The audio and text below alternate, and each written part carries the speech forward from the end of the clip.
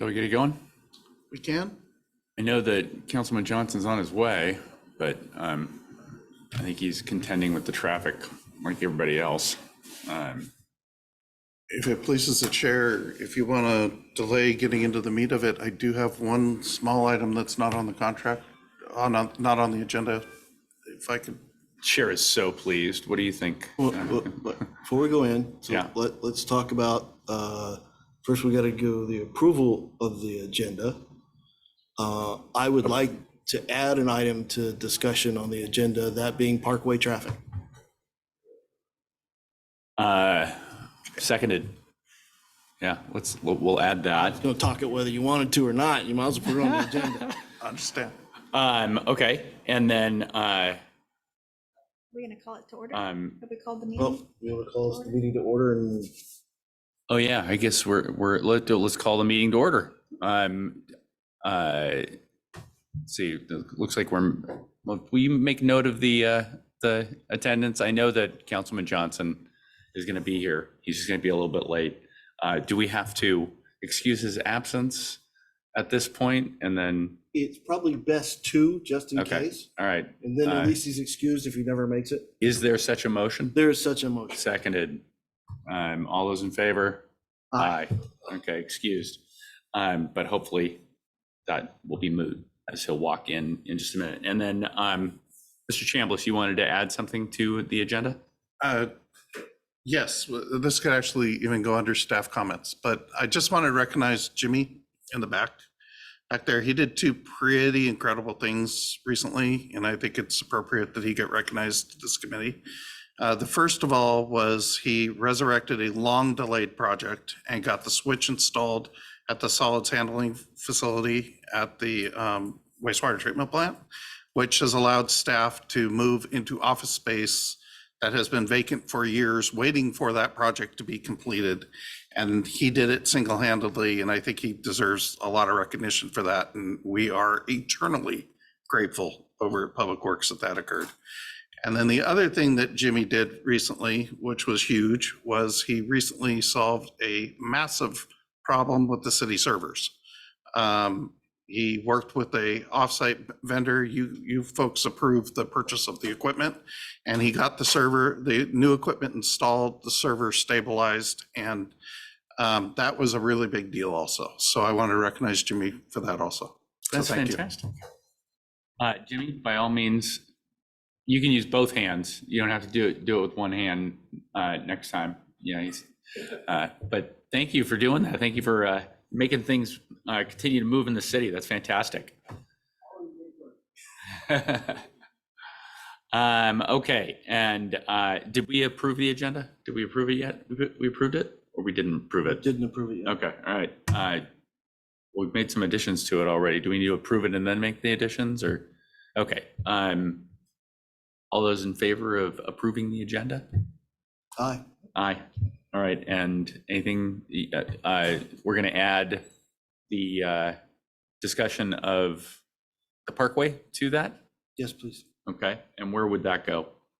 Would that go under discussion? To go under discussion. Okay, can we add that in under discussion, Parkway traffic? Is that it? For this meeting, yeah. Okay, and hopefully Councilman Johnson will be here soon, and we can get to the meat of it. All right. Okay, well, Chair recognizes that Councilman Johnson is here, so we can do our stuff. We've approved the agenda, Councilman Johnson. I think you would have liked it too, but now we move to public comment. Is there anybody here to make public comment today? Well, you don't have to. I see you because you seem like public, and if you came for the purpose of making public comment, by all means, that is your right. I think you're speaking on item number 2. Yeah, so I was gonna wait, but if I need to do it now, or item number. No, that works. Do we take it? Item number 2. Usually that's how we do it. Okay, great. We'll see you when we get to item number 2. Is there anybody online that you see? Dina, help, because I can't see that right now. Nobody has raised their hand. No, but you're not seeing anybody. Brian Pryor is raising his hand. Oh, Well, let's, can we recognize him? oh, now his hand's down.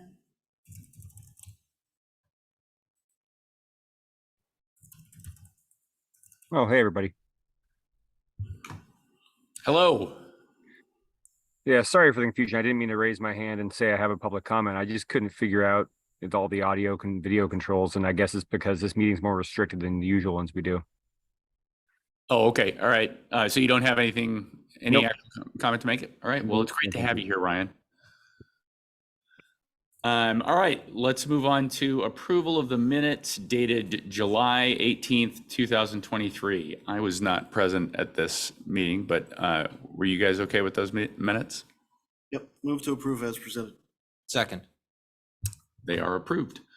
And now let's move to item number 2, AB 23098, resolution approving the design build contract with Absher Construction Incorporated for the community center expansion. Who's going to speak to this? This one's on me today, and it will be on Jeff at the council meeting. So thank you, Chair. So we're here today to talk about the proposed expansion, the CIP for the expansion of the community center. We began work prior to the contract coming before you on the signature authority of the mayor, just so we were not delaying anything. It's a very complicated contract that we wanted to make sure we went through with a fine tooth comb, which is why we're bringing it to you now.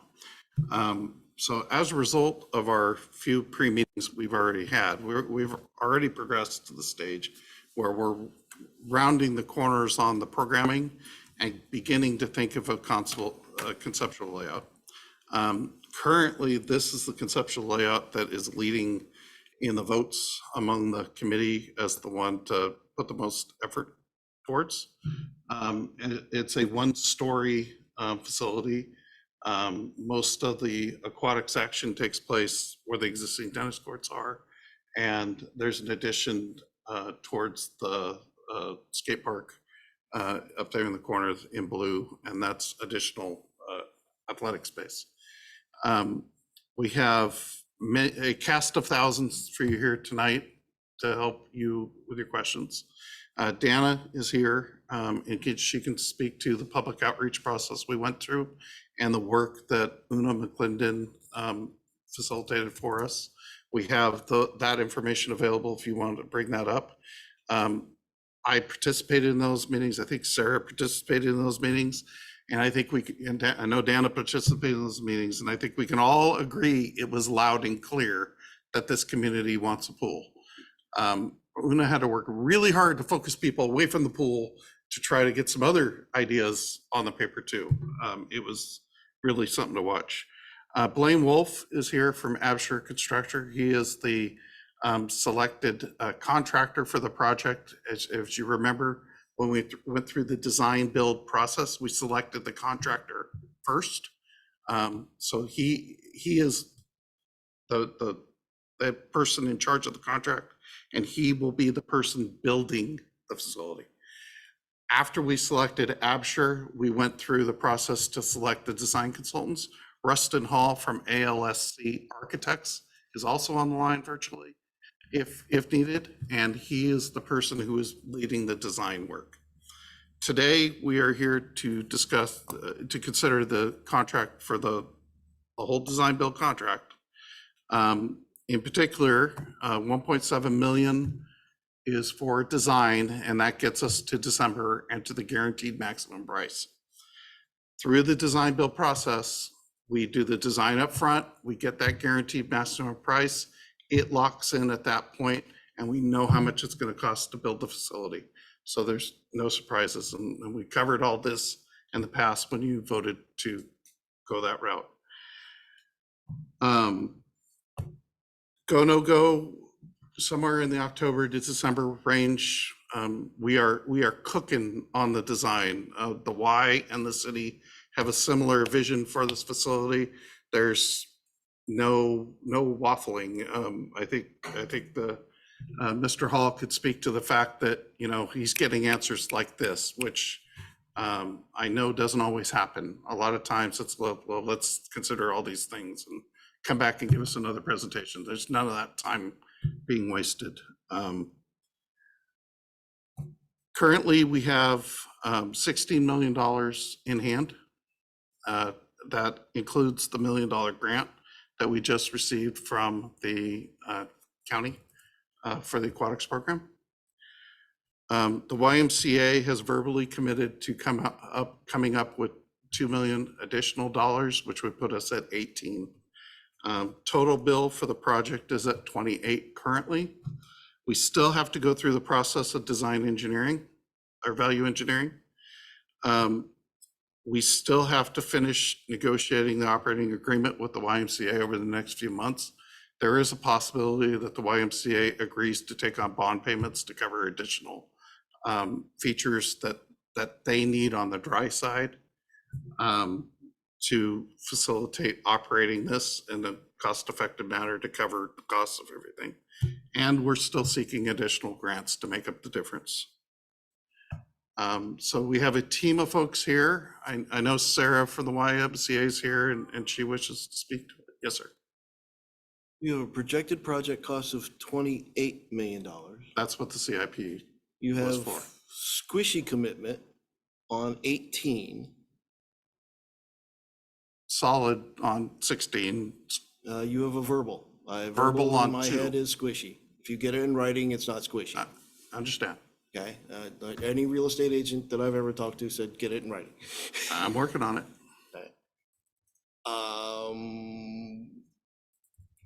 So I'm having a hard time now making that leap. Where's the additional $10 million coming from? What is going on with those other partner discussions we had requested go on? They are ongoing. And this action tonight is to approve just the 1.7? Correct. It's to get the design so we get to the GMP. And if the $1 million grant for the county, if this doesn't pan out and we don't do an aquatic center, is that a payback? I would have to check the fine print on that. I can have that answer for you at the council meeting. Currently, we only have a letter from them to let us know it was awarded. I haven't seen the fine print on it yet.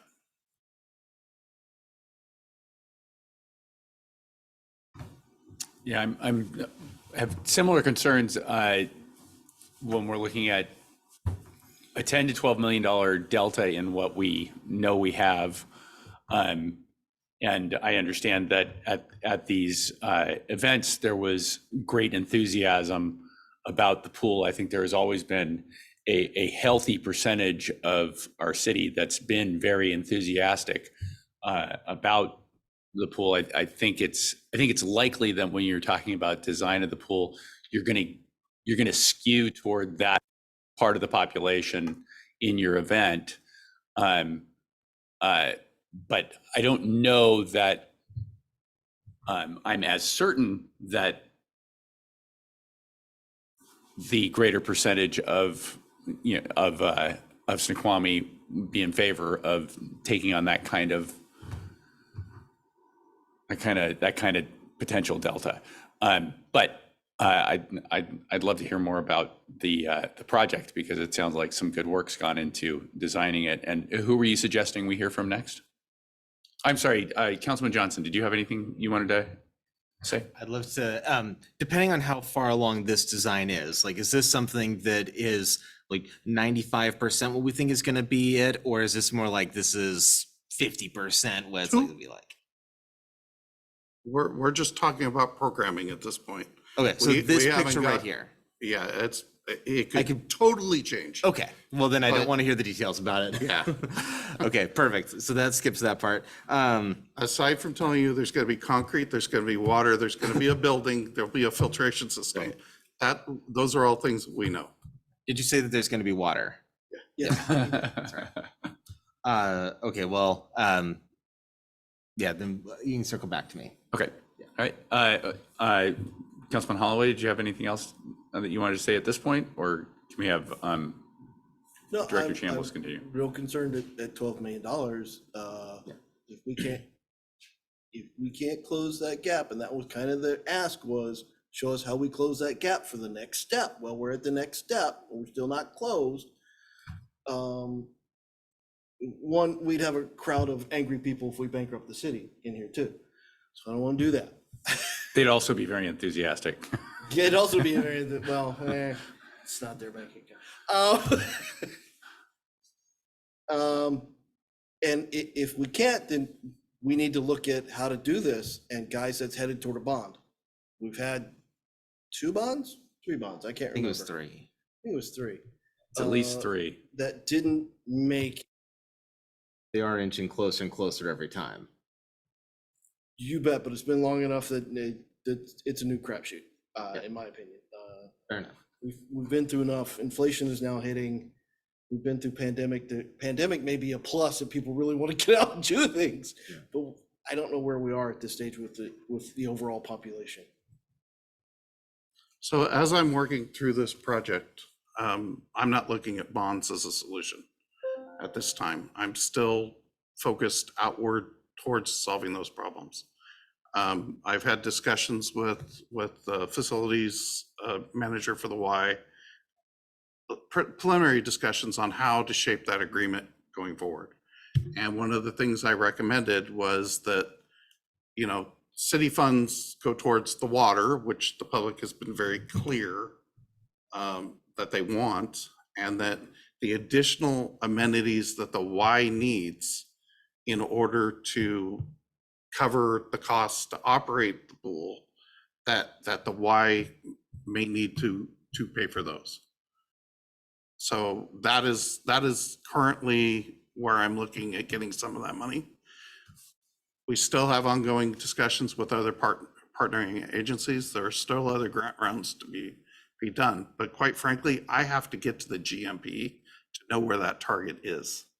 Because with the guaranteed maximum price, I don't have the top of the thermometer, you know, where when you're doing the fundraising thing. I gotta know that number to know how I'm gonna fund this thing. So my recommendation is we fund the design to move forward, so we get to that GMP and we can go from there. There's also value engineering. Maybe we only have 1 box of water. That definitely would bring the cost down a lot. We are currently we are not using money as a design constraint at this time. Right now, we're going for what the ideal would be, and then we will make it fit. So then the 28 Please. is for what is in the CIP budget that may be loosely correlated to what the actual cost is going to be. We are not targeting to have this facility with all the bells and whistles at 28 million. It could be 38 million. It could be 22 million. Who knows? Currently in the CIP, we budgeted it with a lot of assumptions on where money could come from. If it's 38, you guys need to tell me to go. Because I'm I not just doing made my up the job. number. But you are correct, Right. but it's not going to be 38. I assure you. Yeah, I feel quite confident. There's no way it's going to be 38. Director Chambliss would not bring a 38 I million. also appreciate that you're not considering a bond, and I think that a bond, if this requires a bond, I think it dies. Again, you know, the city has turned down 3 bonds in brighter financial times than we're in right now. I don't see Totally agree. bond passing in this economy, personally, but that's, yeah, I'm not an expert or anything. Anything else, Mr. Holloway, before we continue? Well, so 1.7 gets us 90% design, somewhere around there, and a firm fixed price on the build. 65, right?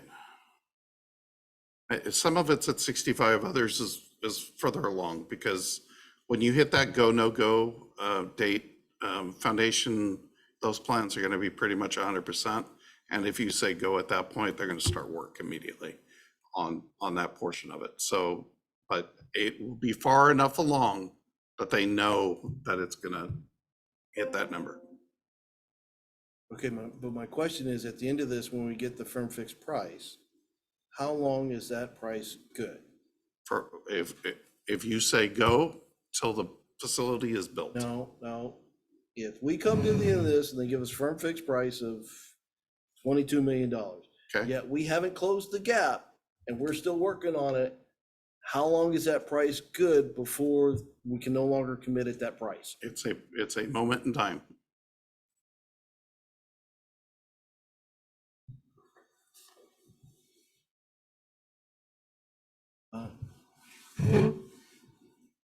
I don't support consent. Ought to go forward. That is a shock. It's like 1.7 is. I do No, know. no, it's 1.7, at the end of which you have to make a decision. Right. Okay? For $28 million, of which 10 to 12 of that, we have no clue where it's coming from. Yeah, yeah, definitely not consent. You had some folks that came to talk about this, Director Chambliss? Yes, Yeah. Hi, everyone. I'm Sarah Bianco-Fiore. Come on up. Sure. I run operations for 6 of our 13 branches for Wyoming Greater Seattle and aquatics.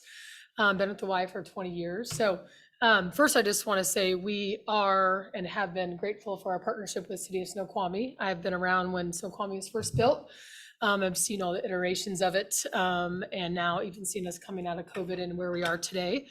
And, your Snoqualmie Y is thriving and continuing to grow. And so I, of course, have enthusiasm and excitement for this expansion project, as I know what a pool can do for a community, particularly in the Pacific Northwest, where we're surrounded by water, and that water safety, that water education, and access to a pool for kids that maybe not get it otherwise. So just want to say that we are excited.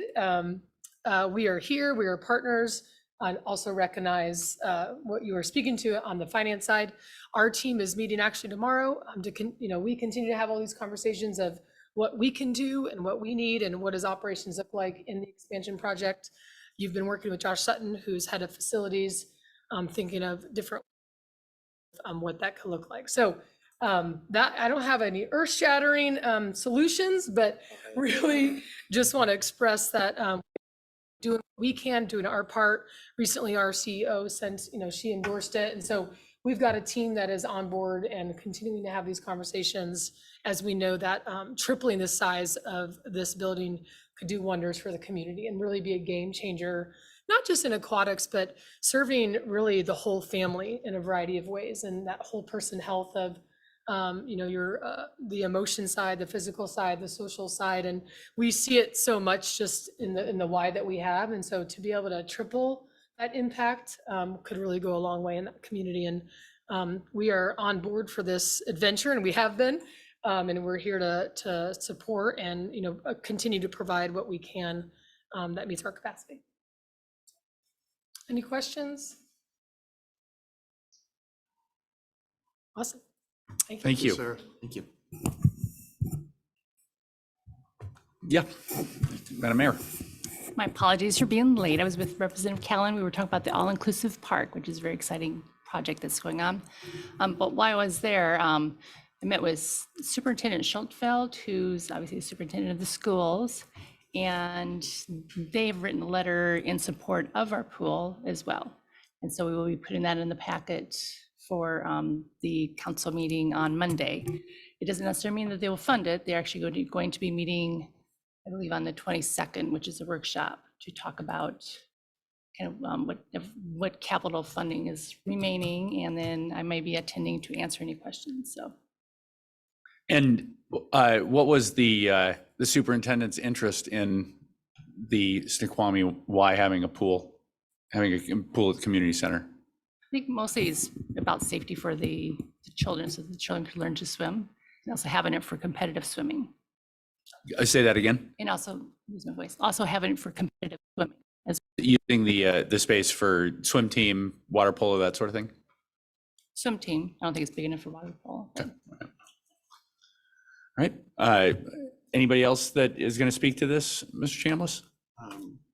I think that's it, unless there's anybody with their hands up.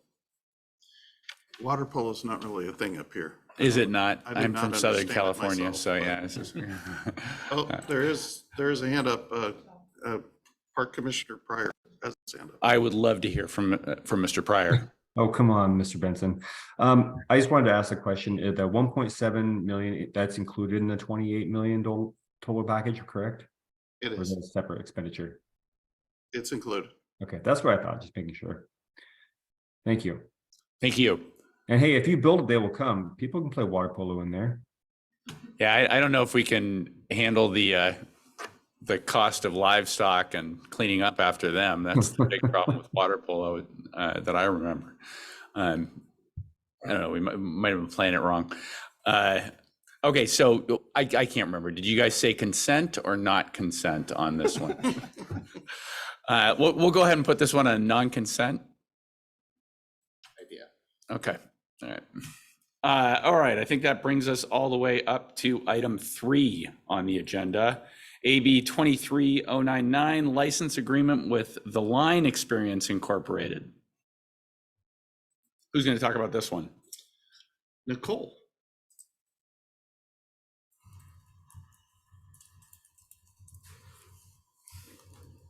Hello. Should I read it or what? You have to be kind. This is the first time I've done an agenda bill, so. You're already doing it better than most. So I don't think that's true, but, Tell them the story.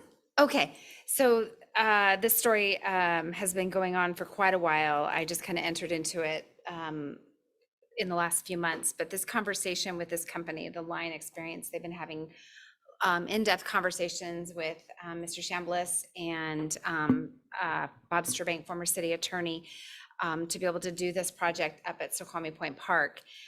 The park up there, when that park was made part of our city park system, there is some specific language of what we can use that park for. And so hence the attorney being involved in quite the in-depth conversations.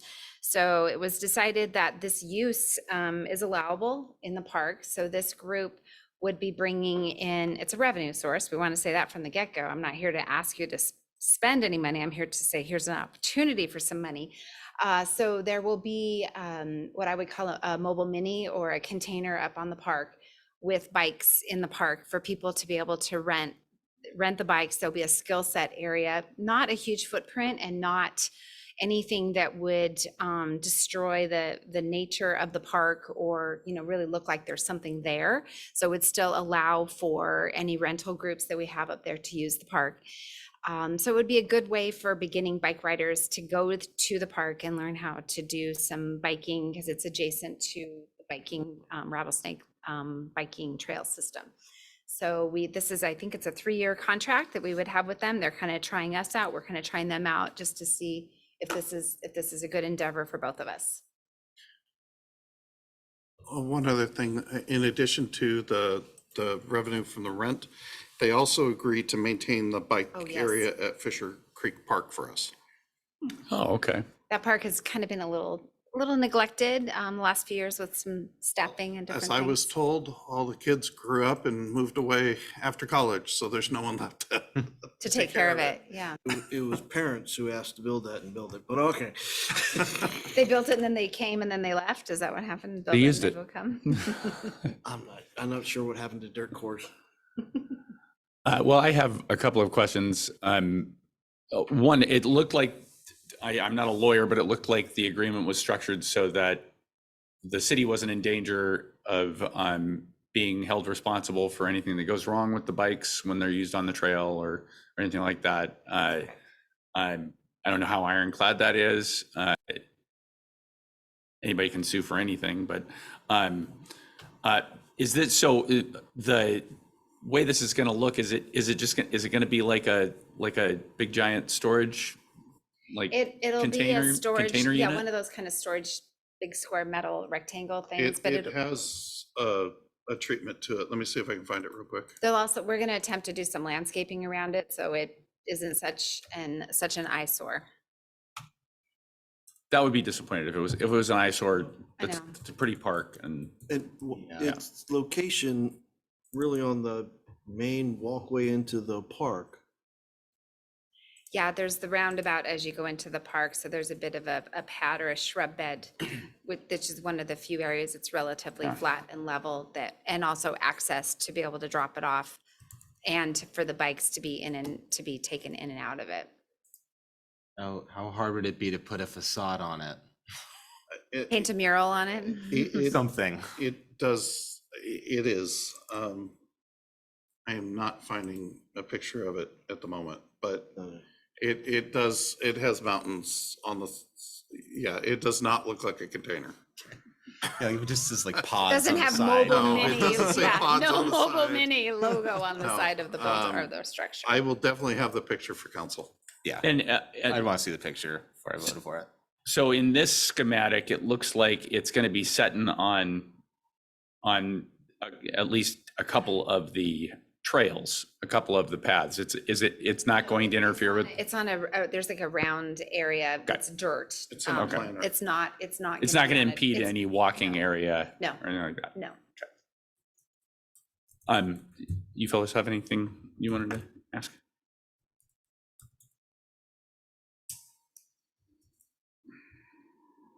Other than that, there's a nice pad up just northeast of that that's already tarmacked over and marked, and I don't know what that is. If you bring up the graphic of the site. Again, I'm just concerned that this becomes a bike park versus a public park as first and foremost use, Right. or appearance, at least. And you got it right dead at the entrance. So it becomes a bike park versus a public park in appearance. But not that I'm highly objective, it's just an aesthetic, which I really should not be in that end of the pool anyway. So something that I would wonder then is which paths within Snoqualmie Point Park are intended to be used for bicycles? None. Right. Okay, Mhm. is there a way to do more than put up a sign that says, please walk your bike through the park instead of riding it? I don't know, if bollards would do it or just something to make it much more clear that you're not supposed to ride your bike there. And we have this one really narrow path with steps. I could just imagine someone that has a brain that is in the process of developing, looking at that and going, that'd be really fun to go down in my bicycle from the covered shelter. Bet they're a You teenage laugh boy, too. now. No, I bet they're a teenage boy too. Yeah, go ahead. I can put an age on it. Was the ADA parking what you were referring to? Yeah. Is that ADA parking? That's ADA parking. We're looking Got at, it. Never mind. we're looking at this planter bed right here. It also allows the police department and their frequent checks to put an eye on it so that it has a little more security if it's Yeah, tucked in that 'cause it's- corner right there. A little bit off the map. Okay. So it will be re-landscaped and it doesn't look like, I mean, it looks like a container, but I'll have a picture for you. It doesn't say pods on the side or Sealand or it's not a rusty mess. Yeah, I would like to just have something to clarify that. I mean, I just No visited problem. Whistler recently and there are signs everywhere saying, please walk your bike through the town. Don't ride your bike in town. And there are a lot of people riding bikes through town with small children running around like mine. So finding some way to be a little bit more encouraging of not riding their bikes around the paths that are intended to be walked on, especially around the shelter, would be something that'd be nice to see. Yeah, I don't have any illusions that anybody's going to not ride their bike, but it would be nice if there was some sort of requirement that anybody who rents a bike from this establishment is forced to acknowledge the right of the pedestrians in the park and given some kind of direction on maintaining their safety. Well, I really like that because if you rent canoes from the University of Washington, they tell you specifically, do not take your canoe up the Montlake Cut. Don't go there. You can go across to the Arboretum, but you cannot go through the Montlake Cut. And if they gave that same clear verbal direction and you have to sign a paper saying that, yes, you were told where biking is appropriate, that'd be much better. Yeah. So this is in process of getting all the treatments, but this is the container. He put a roll-up door in the side, you know, so that they can open that and access the bikes. And then it'll say the line on it, and then there's a picture of mountains. But I'll get you a better picture. He sent me this picture when I asked for the better picture.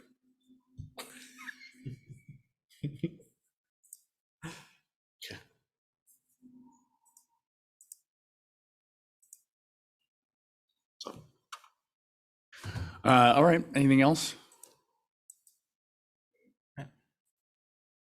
I'm going to suggest non-consent just because we have some concerns about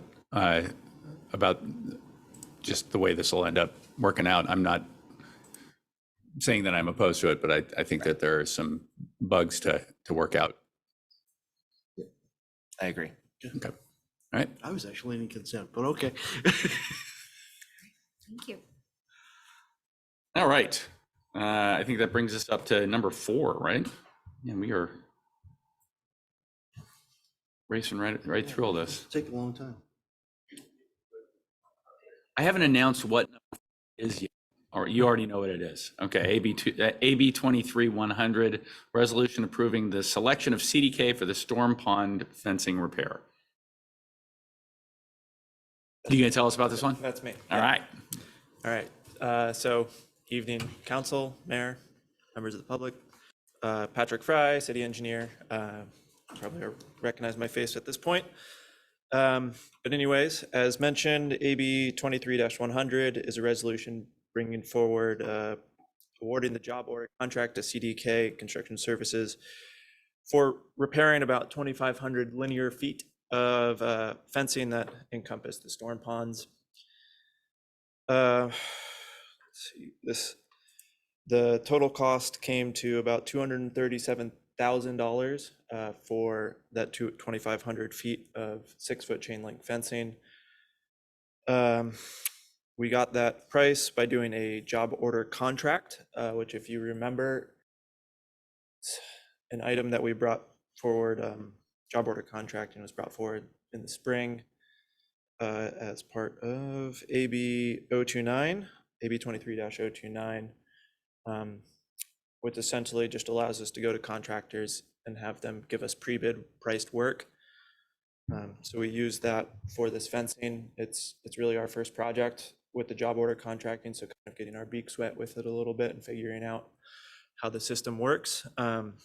But that pricing came back and it was actually below my estimate, just by a few $1,000s. So it seemed about right in the money of what we expect the pricing to be. And we chose to repair the fencing around Osprey, which is, if you're familiar with Osprey Court, due to its terrible shape, which, if you look at exhibit, what was it? Oh, I'll just share my screen.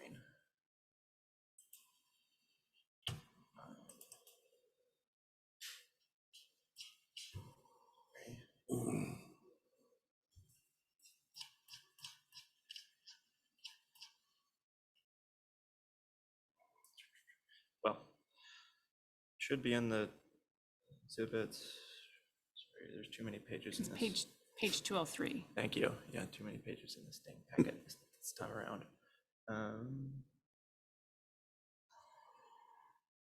The fence that's going to replace those fences, is it comparable fencing? Is it going to be the same type of fencing?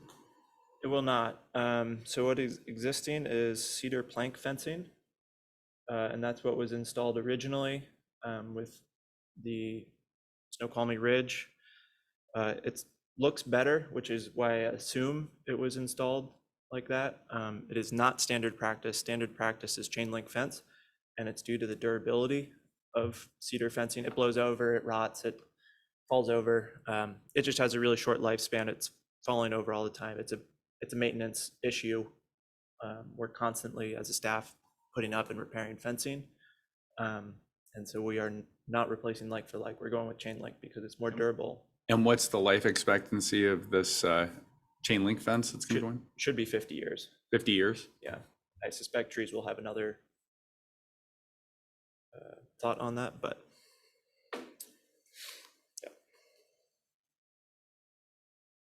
I'm just doing, quick math, and it's looking like this chain link fence is gonna end up costing, all told, about $95 a foot. yeah, so there's some repairing or replacing of some gates, but yeah, that's about right. I've put in some fences. I've It's- never. put Yeah, so one it's in. chain link, it's in concrete bollards. It's the removal of fencing as well. And then it's also, so the existing cedar fencing that's there, it's disposal of that. It's paying at prevailing wage, so it's never gonna be as cheap as what you install at your house. Fair enough, yeah. It's also commercial quality, not. I'm sorry, Councilman Johnson. Commercial quality, not backyard quality. Is there a significant difference between our stormwater ponds and the ones that are in the Issaquah Highlands? They don't have any fencing. No, I've noticed that, and So why do we need fences? part of the King County Surface Water Design Manual is there's a requirement for fencing. It's also just a liability. Why Issaquah doesn't have it is really beyond me. If it could save us $95 per foot, it's something that we should look into. Yeah, I've looked into it. There's no answer. It could just be an oversight. It could be that they're crossing their fingers and hoping nobody notices. It could be it was designed that way. But yeah, I noticed the same exact thing because I used to live in the Highlands. Yeah, I did too. And it was really nice. They had these beautiful trails around that were landscaped, although that would cost money to maintain the landscaping for sure. Anyway, just something that I think is interesting. But no, it is a requirement in the King County Surface Water Design Manual to have fences around all the ponds. It's a liability is the end of the end. And just want to remind that if we don't follow the requirements in the manual, we are subject to fines, daily fines for noncompliance. So I wouldn't want to get anywhere near that. When do those fines kick in? Millions of dollars. Just curious. When do those fines kick in? They will send you a letter letting you know they went into effect about 3 weeks before you get the letter. So have they sent us such a letter? No. Why not? We have, Because we're actively working to solve the problems. yeah, and we have fencing. They're just, Phil's crew is doing fencing 3 days a week. That's Right, what they but- do, but- 3 days a week. But we've got big sections of fence that are down. I know that some of the storm ponds, at least very recently, have very simple fences, not impenetrable fences by any means. They're just there to say, hey, there's a fence here. Split rail fence. Yeah, split rail fences. Is a split rail fence sufficient to fulfill the manual requirements? no, Then why have we had them for so long? Because they predate the manual requirements. And so by taking down such a fence, when are we not in compliance with the manual? When they change the manual or when we take down a fence? When the fence dies, for lack of a better term. So we are trying to maintain as much as the fence is standing, because it's legal non-conforming currently, because that's what was built at the time, under the rules at the time. And when that life ends, when the life of that fence is over, then we have to bring it up to the current rules. And how much would it cost per foot to replace this fence, for example, on Sorensen? Well, that's down. It is. So you really It's- can't, that's not a repair. yeah, How is that that's- not a repair? It's not like one board or 3 boards that are broken. it's the entire length back The to it that's down. Yeah. At what point is it not a repair? Because I see standing fence there, and I I don't know if there is a number of boards that makes it not a repair, or what, and if it is something that we could repair, the question would be, well, how much would that cost to do that? And then, if it's $10 a square foot to fix that fence, then, and it'll last for the next 7 years, then there's a conversation to be had on whether or not we want to go $250,000 into chain link fencing. I can have Patrick run that, but once again, we're not following the standards, which is chain link fencing. But one option would be to chain link the gaps until the rest of it falls.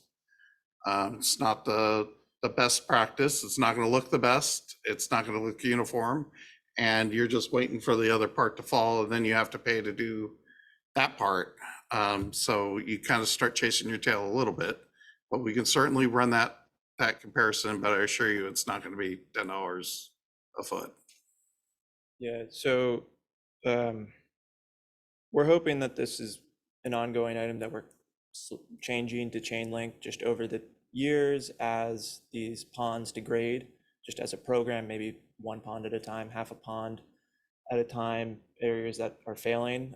These two are failed. These ponds, the fencing is just, it's done. It's run its life, it's gone.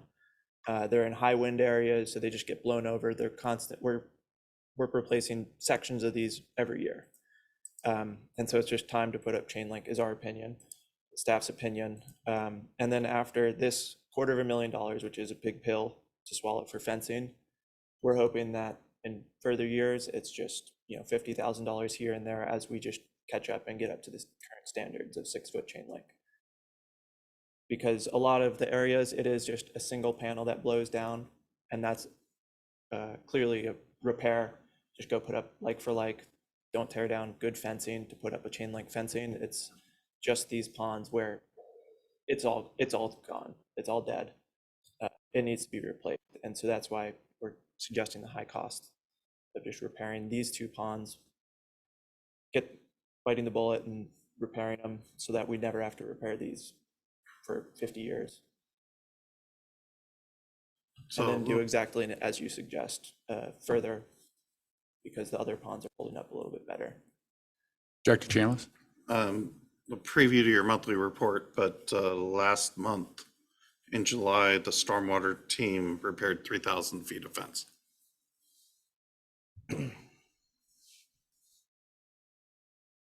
That was 3,000 you said? 3,000 linear feet of fence. And then how much is this one more time? 2,500. How much did that 3,000, do we know how much that 3,000 feet of fence cost to repair? We have bulk materials that we're pulling it out of. We don't keep inventory. That is a possibility with the new computer system that's coming, but we don't have anything in place. So at some point they bought pallets of split rail and posts and so we're working inventory. Another thing that's hitting on this is those posts are all pressure treated and they have to go to a special landfill now.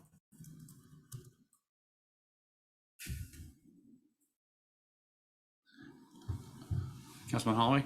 So, what's the community engagement portion of this? So we've been, the Sorensen, we're touching the back section where there's, nobody lives back there. It's fencing before, shoot, what's that? Open space. No, it's the lake on Fall City. Lake Alice? Lake Alice, thank you. It's That name in council activities, but go ahead.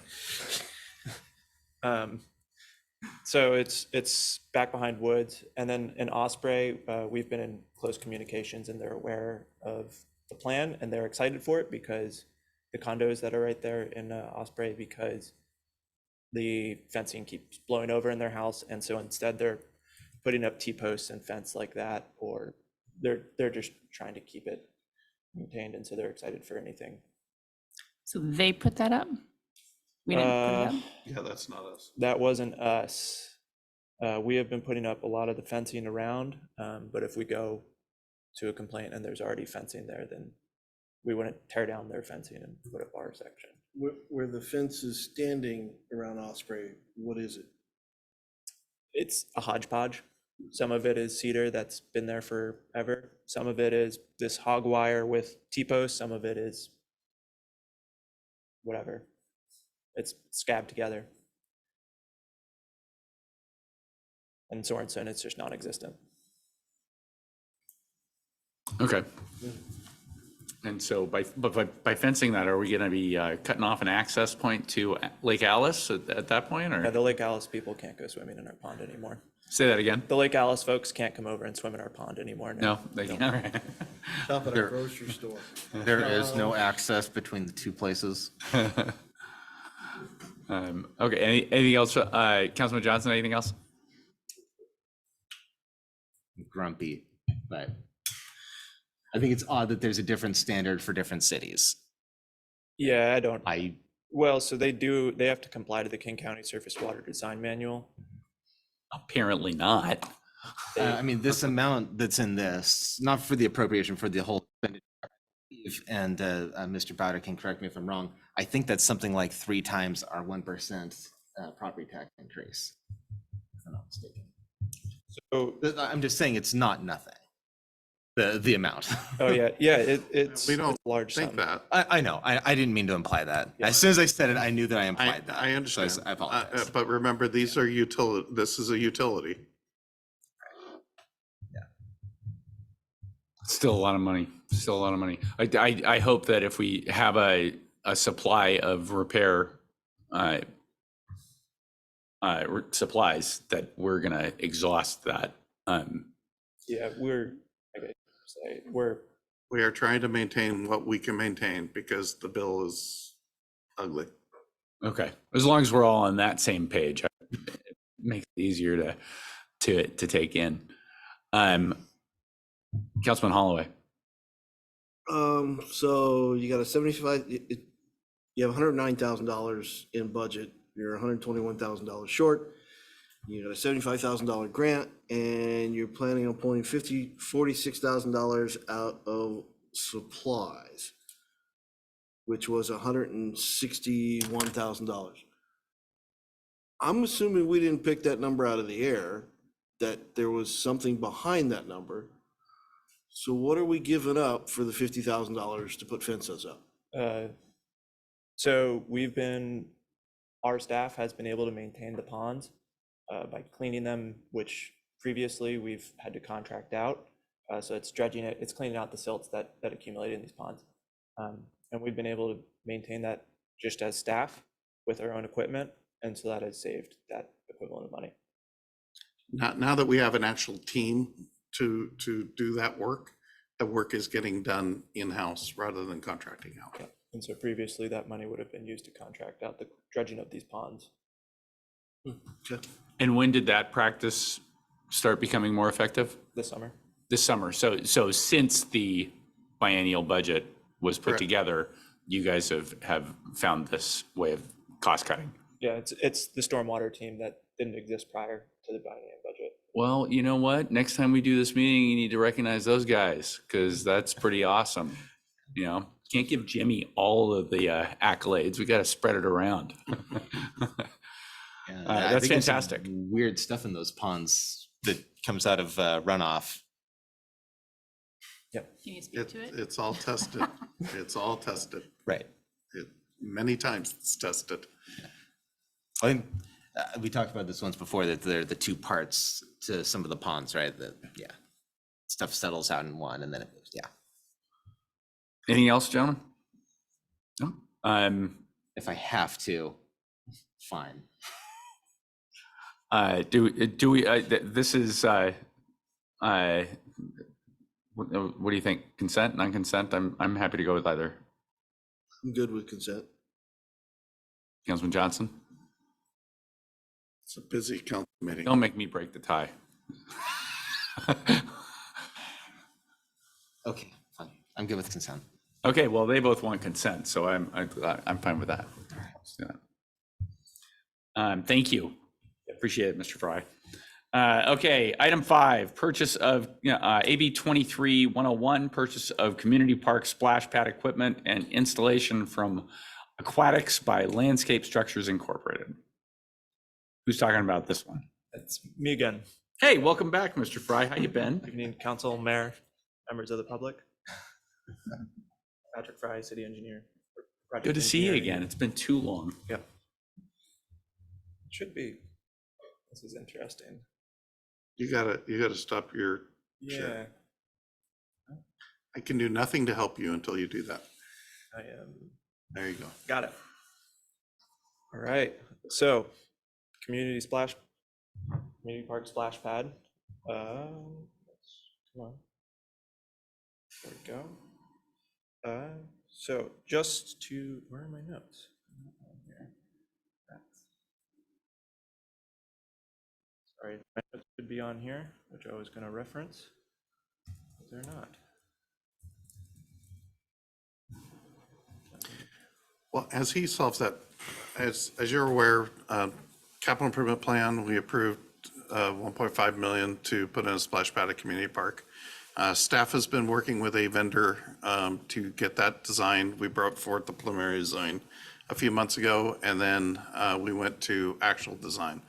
When we got it actually designed, they came in with a $1.8 million splash pad. And we said, no, that's not going to work. And this is a Sourcewell acquisition, so guaranteed maximum price. So we were able to work with the contractor over the last few months, and we are pleased to present. Everything's working now. Exactly. Yeah, so just to jog your memory, splash pad at Community Park. It is to take place at that basketball court that's highlighted there, with the equipment to be utilized in the existing equipment shed that's back there. There's also bathrooms in there. The bathrooms are going to stay the same. They'll be there. It's just a maintenance shed that our team uses for lawnmowers, whatever they need for Community Park. So that's where all the equipment's going to be housed. And so here's the splash pad concept. There are 43 features on there, and I think 41 sprayers. And we are going with a PNW theme to the whole splash pad. And so as part of that, there's coniferous trees, as you can see there. There are bears. There's a Sasquatch Okay. thrown there, as well as falls. So we thought those were nice touches. There's benches for the parents to be seated there, as well as some awnings for some shade that's not shown. Here's just a quick schematic design of it, just so you're aware. It's a recirculating water system. So it goes through a sand filter as well as just other basic filtration properties so that you can reuse the water rather than, bringing out all water. So don't think that it's just a waste of water. All of the water drains into the splash pad. I think we've talked about that before, but the goal is to not lose anything through splashing. And so what you end up using is about a little bit more than a standard single family home per month in water. So it's not really the waste of water that, you would initially think for that. And here is a cost breakdown that you can't read at all. It looks good. So you'll want to go to Exhibit 3, which is on page 228 of, yeah. Sorry, the notes still didn't show up, so. I put big numbers on mine. I'm just Yeah, saying. well, yeah, figure folks will be able to go there and look at the line items themselves. But as Mike mentioned, this is purchased through a Sourcewell cooperative purchase contract. So it's a little different than the bid process that we normally go through. Their Minnesota agent purchasing agreement. It's been vetted by, we've used it before, I guess is what I should say. We've used it for the pumper trucks as well as other playgrounds. And so it ends up being a design build similar to playgrounds in this process. And that's mostly in part due to the fact that the designers are also the manufacturers of the equipment and the sellers. So you can't go out and get your own design. You kind of work with them And that's why you want to do it through these purchasing cooperatives that put a bid in. And so, Aquatics by Play Creation previously put their bids in, and so we're already knowing that they're the low bidder. And so the cost for the whole project, so that's design and build, is 1.49 million, which is close to what we have in the CIP. And the reason that is because we built the splash pad, our dream splash pad that we wanted. And then from there, it was higher than 1.5 million, as you would expect. And we engineered it down and paired off items where it made sense and came to this 1.49 million. So we still got all of the features that we really wanted, and we're able to just trim down on a couple of really golden value items that we deemed not really necessary. The target opening would be July 1st of next summer. So there's 16-week lead times on equipment after the purchase, and then it's estimated about 3 weeks or 3 months of construction. So that would be a non-issue to get open by July 1st. A lot of that sequencing can overlap as well. And the operating cost per year, so ongoing maintenance, is about $16,000 a year. And that includes the spring opening, the maintenance of, purchasing of the water, that's estimated staff time, which is about 2 hours a day of working on the system, just all the maintenance, and then also the winterization of it. And that's about it. Is this water going to be chlorinated? Yes, it's a swimming pool. Yep. Okay. All right. It also has a UV treatment required because it has short contact time. Considering the market segment you're after? Yeah. Kids will open their mouths in front of the sprayers, Yeah. whether they should or not. Yep, and it'll taste like a swimming pool. Okay. And hopefully they'll stop. Councilman Holloway. I only have a nit. I'd rather advertise we have elk than advertise we have bears. They had they already have bears developed, and so we didn't have to pay. They had moose, but no elk. Yeah, we thought the same thing. Okay. So I said it was a nit. I'm not gonna argue, just, I was thinking about maybe a little DB Cooper, but that'd be fun. TB Cooper. That'd be. I think it would increase tourism. Also We went give with Sasquatch instead. Also give the bear a smoky hat. I'll put my ranger hat on it. You'd probably go with a Jimi Hendrix before a DB Cooper personally, but yeah, Oh, there you go. that's fine. Dave Niehaus, the family may pay. But anyway, okay, never mind. This seems like it could, yeah, okay, I'm sorry, Madam Mayor. So you said there's 43 different features. So now that I can refer to my notes, because I'm not sharing my screen. So You're wondering which ones don't get water? what, but 41, 51, 41, yeah. 51 structures and 41 ground sprays. So Okay. I couldn't refer to my notes. and you're gonna use this for 4 months out of the year. So the rest of the time, is it also just a playground? You just go and crawl on it and, right? Sure. So it gets. There are 2 slides. There are some logs that would act like balance beams. It's a There's concrete. no swings or anything like that, but all the features are made of treated concrete and, fiberglass. Yeah, it's So the one it's big very thing. durable. It's a concrete pad that it's on, so it's not exactly a soft landing if kids are playing on it and climbing all over it and things like that. So the ground there is going to be concrete? Yep. And what is the anticipated damage or resilience to skateboards and scooters? That's one of the reasons why I specifically stayed away from coatings, because coatings do get damaged rather often.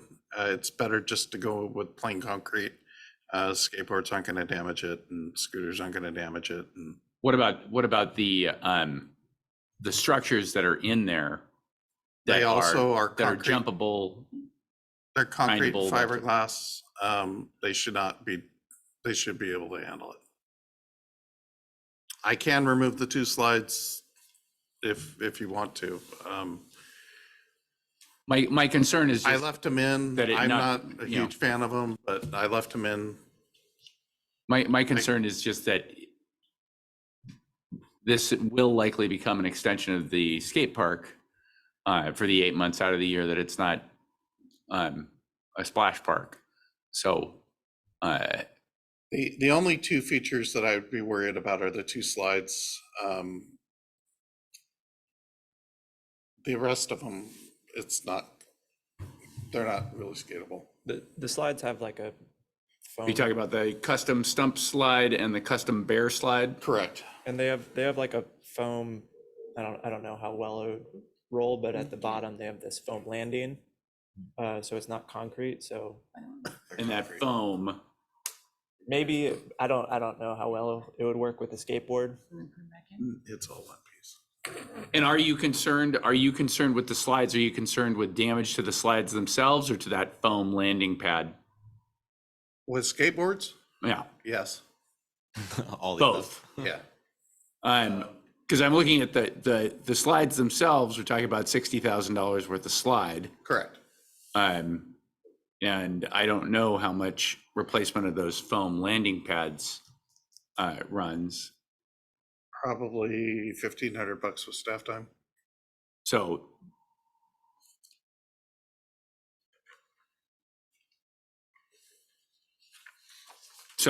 but you're anticipating that these slides will be able to survive it. If they're not, then our annual maintenance cost goes from $16,000 a year to $78,000 a year. No, not that high, but yeah, I understand. Let me talk with the vendor more. We may just pull those out. I don't want to be, I just want it to be able to survive in such a way that this doesn't become a huge line item every year just to. No, Maintain. and that's my goal also.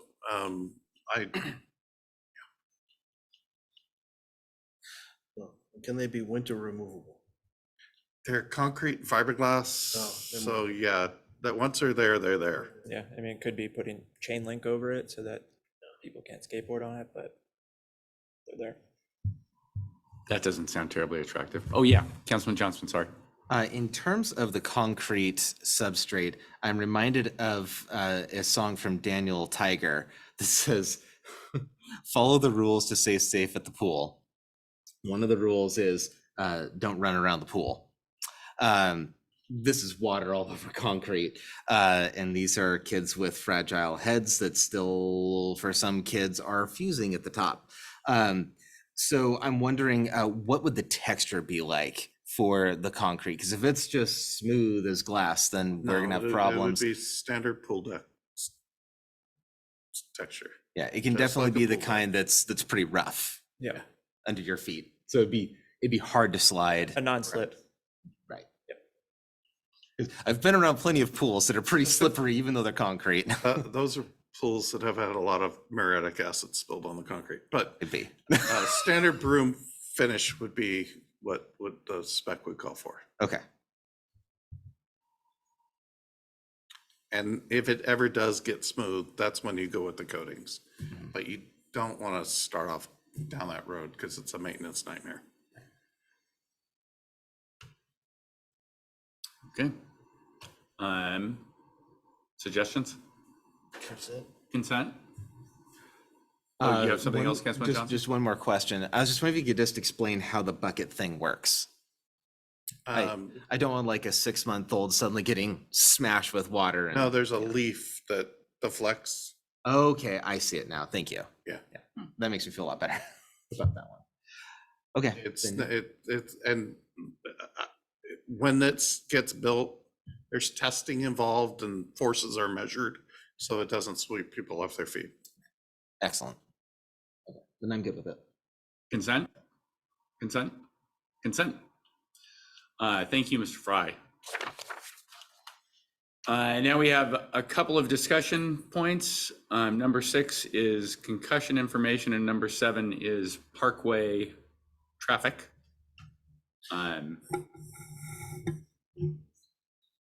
You want to talk to us about concussions first? Yes, hang on one second. IT wants to restart my computer. Okay. Councilperson Holloway brought up that he attended a youth sporting event and was slightly troubled by the lack of concussion protocols that he observed at the time, and asked us to look into it and provide a report. So I did a deep dive into concussion. I went at it from 3 different angles. I went from a legal angle. I went at it from a sports facility maintenance angle. And I went at it of what is everybody else doing angle in the recreation industry in Washington. The laws that are in place affect organized sports. They do not affect facilities. Mhm. So they do require concussion protocol in organized sports, but that's not what we do. We provide the facility. From the sports facilities end of things, they're relying on the laws that make it the fault of the worry of the organized sports. I was looking for any type of testing like we do on the playgrounds. One of the tests we do on a playground is we have a ball about the size and the weight of a head, and you have to drop it from certain heights on the fall protection surfacing. It's got accelerometer in it, and you read a report. No such testing exists for sports fields. So that was a big blank. Then I looked at what everybody else was doing, and this was a topic in the Washington recreation scene about 2015. I found that it was one of the breakout sessions at a conference at the Washington Parks and Recreation Association conference. I looked at who the presenters were in that breakout session, and I went to their cities to see what they were doing.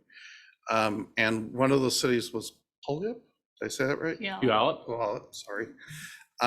Still learning. So anyway, one of those cities was that place. And what they had a form that they require folks to sign when they rent their facilities that informs them on everything else. So like every government worker who's occupied the chairs before me, I stole their form and created our own. I edited it slightly for our contact, and I have sent it to the city attorney for review. And once it comes out of the city attorney's review, we will put it as part of our rental packet. And it does require that any organized sports, anybody are aware of it, sign off on it, and have protocols in place to address it. Cool, thank you. Can you send me a copy of that? Yes, sir. When you're comfortable? There's a mom I want to go, okay, something happened. No problem. Well done. That seems like a really thorough response. Madam Mayor. Okay, so what happens if they don't follow it? Then they just can't use the fields in the future? Well, that is one of the quandaries of making rules. You put a no parking sign up or a 30-minute parking sign, now the burden of enforcement is now placed on you. So yes, I would recommend that we use the existing rules that are in the municipal code. And if there is a violation or multiple violations, then that group would lose access to our facilities. I wouldn't do that in a vacuum. I think that I would bring an action forward through PAC to you to confirm that decision. Even though the municipal code does say that I have the authority to make that decision, I do think that would need to be a group process. But given the history and frequency of complaints, admittedly, I don't expect you to get there. Agree. It's not gonna happen. And this merely reminds them of their responsibility. The laws governing organized sports are significant, and they ignore those at their folly. I was impressed with the teeth that are in some of those laws. Yeah, very cool. Thank you. All right, and our last discussion item, oh, I'm sorry. One last thing on that was, I did notice an email, or not email, a social media blast about helmets at the skate park and just in general at our parks, so I appreciate seeing that. Is there a city requirement that kids wear helmets at the skate park? Everywhere. Yeah, at all Everywhere. parks. Say that again. At all Everywhere. parks. Everywhere, not just Right, parks. yeah, right. Everywhere in the city. State, is it city or is it state? There's There- probably state also. There's a city code, but there's probably state regulations also. In fact, before we had the skate park, it was everywhere but parks. And then when we got the skate park, through public safety, are helmets required? And I said, oh, you read the ordinance and it has everywhere but parks. So then we updated it and added parks. So Don't remember the last time I saw one of those skaters with a helmet on, but yeah. The rebels. Okay, anything else on that one? Then our last discussion item was brought by Councilman Holloway. Do you want to initiate this one about Parkway traffic? Well, I'll open it up. How do we think it's going? And then I'll give you my opinion. As far as massive paving projects through the middle of town that inconvenience hundreds of residents all at once, I think it's going as well as could be expected.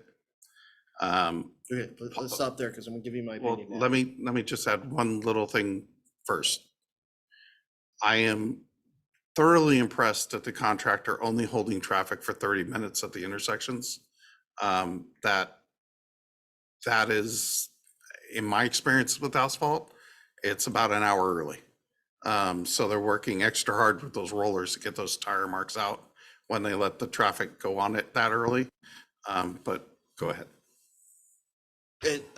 Nothing against the contractor. My issue is our management of the traffic. I went through 3 intersections, both leaving and coming back to the city. On leaving, one traffic officer, or I don't know if they're one of our officers or who they are, blankly staring off in the distance. Another one basking in the sun and really ignoring the fact that there's a 2-mile backup down the parkway and nobody coming across on the cross streets. If we need to put the lights as stopping red and actually have our individuals manage the traffic, imagine how much better it would be. Okay, that's 1. 2, guys, I don't think a police officer or a fire truck can get up that hill during these traffic times. We are putting people at risk. So you might want to talk about, I did notice there were a significant number of officers in Ridge 1 area when I drove through, but that's probably just happenstance. So police and Okay. fire are allowed to go through the construction area anytime, and they know that. So I don't think folks are at risk. They have They the right of way. they have So the right of way, but if it's Not- backed up across the front of that fire station, they're either gonna have to move a car out, physically move a car out of the way because it's blocked in, or whatever. I Okay, but understand, and there should we not need- be people stopping in front of a fire station. Yeah, that's illegal. It shouldn't be a lot of things, but we actively, it can be better if we actively manage that traffic. So that is the contractor. That is not us. We are not actively managing the traffic component. That is on the contractor. Today, we have kicked 1 officer off the job site. That paperwork is complete. No, it's still being worked on right now. So 1 officer, Seattle police officer, who is working for the contractor on days off, has been asked to leave the job site and will not be permitted back on the job site because of his behavior today. Hind and Dylan are pretty much living on the parkway, addressing residents' concerns, trying to facilitate getting them in and out, responding to calls, emails, et cetera, and trying to deal with the traffic control. And we know it's bad. And I didn't mention the third guy who, interesting enough, had his back turned to traffic, watching the construction equipment. Okay, so serious guys. Those individuals at those intersections need to be brought to account to say, it's not just wait for the light to change, it's manage the traffic, even in conflict with the light, figure out how to do that and get the traffic going. It can be a lot better because there's traffic stuck at intersections with no cross traffic, waiting for the light to change. And an officer standing next to it, basking in the sun. That we're not doing the citizens right here. I yield for that. Yeah, I mean, haven't been driving as long as some people have, but I've been driving long enough to have some experience driving through construction zones. And I have never seen the kind of behavior that I have seen from the people who are responsible for getting cars to intersections, just being blunt about it. And I've seen them standing there texting while cars are trying to figure out, am I supposed to go or not? The light's green, but there are other folks who are coming and they're just looking at their phone, texting. I have heard reports, this might be what you were talking about earlier, but I've heard reports of some language directed at our residents who are just trying to figure out where they're supposed to be going. I really do share Councilmember Holloway's concerns that it's the individuals who are working those corners that, again, I just stress, I've never seen that kind of behavior before. And it isn't just one individual. It has been multiple different individuals. Every intersection. Sorry, guys. Yeah, I really hate to say that, but it's true. Yeah, and I had the experience of being stopped at a handheld stop sign for a minute and a half, and then came to discover that the person didn't even know that I was there. She was just standing there with her sign with her back to me and wasn't actually trying to stop traffic, was just not paying attention. I had a conversation with her last week. It's because the slow sign's on the other side of the stop sign, and she was telling the other side of the street to go slow. Meanwhile, telling us to stop. It doesn't seem beyond the pale to have the expectation that they understand that those signs have two sides. And I had another at the Center and Parkway intersection. There was someone who ostensibly was directing traffic and was providing no direction, and I ended up sitting there too, waiting for him to say, "Oh yeah, go," And so I think they're doing a bang up job with construction. I think those ADA corners went up like they were just planted with Miracle-Gro or something. And I think the grinding has been going really quickly as well. Very pleased with the construction end of it. But it sounds like really dropped the ball in this aspect of it. We will, in fact, what time's the morning meeting? I will be there tomorrow. Recently, if I may, Bellevue, one of their main thoroughfares, did a massive project where they were grinding everything down. I don't know exactly which street it was, but they had officers with their whistles blowing at cars, hands, you hear blowing their whistles and stuff, very actively involved in everything. And it was hot on those days too. So I just wanted to share that they definitely have the same concerns that you're hearing, and that other citizens are sharing as well. And I'm glad to have our interim city administrator on it tomorrow. I'm gonna miss that meeting at 9, just so you know. To relay those concerns that you're hearing from us and what we're hearing from the rest of the community. And I know that you folks are hearing it as well. All right, if there's nothing else, I think we can entertain a motion to adjourn. So moved. So move. Second.